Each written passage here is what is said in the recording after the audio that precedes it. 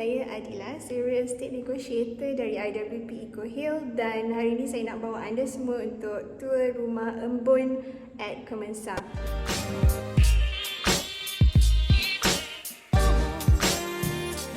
Apa yang saya suka pasal rumah ni adalah bila kita masuk je daripada garage parking, kita akan terus jumpa dengan bilik guest room. Maksudnya dari bawah tu terus masuk bilik. And then bilik ni dia ada toilet dia sendiri.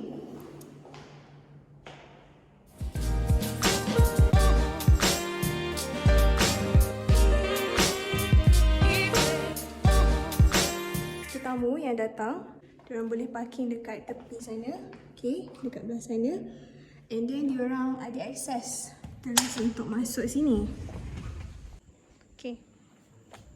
Bila tetamu datang dari sana, diorang boleh jalan ke arah rumah ni melalui courtyard. Lepas tu terus masuk ke ruang tamu, floor ruang tamu, iaitu floor yang utama.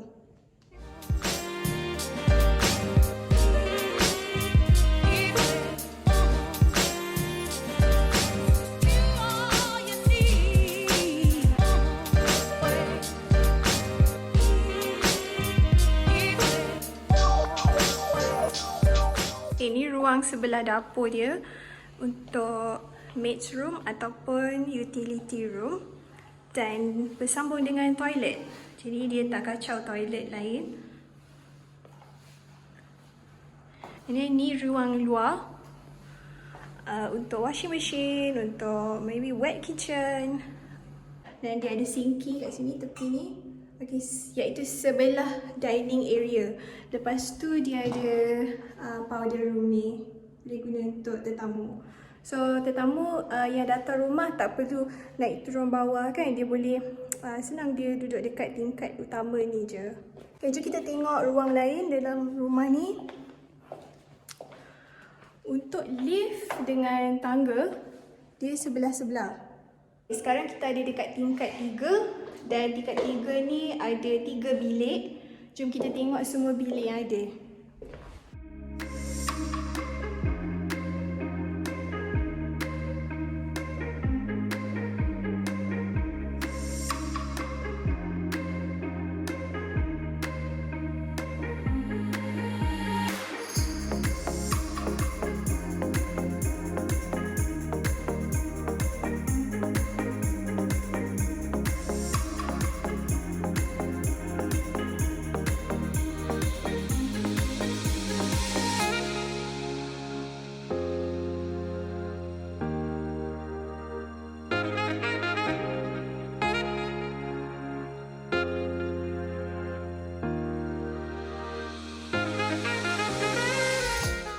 Dekat tingkat 4 hanya ada satu bilik iaitu master suite yang dibahagikan kepada kawasan wardrobe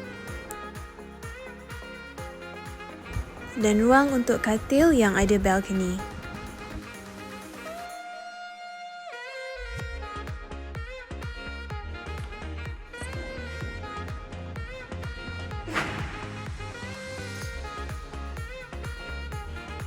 Ada bathtub and shower. Okay, and saya suka sebab dia open kat sini. Alright, and atas sekali dia ada sunlight. Final thoughts tentang rumah ni, satu, saya suka bila developer letakkan details dalam rumah macam timber flooring kan. Lepas tu dia ada letakkan storeroom untuk setiap tingkat yang ada bilik.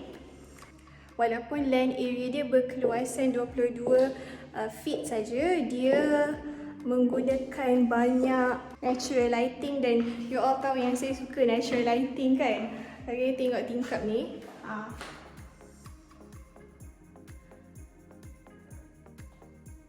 Okay, sebab tu rumah ni walaupun dia macam memanjang macam tu, dia tetap cerah.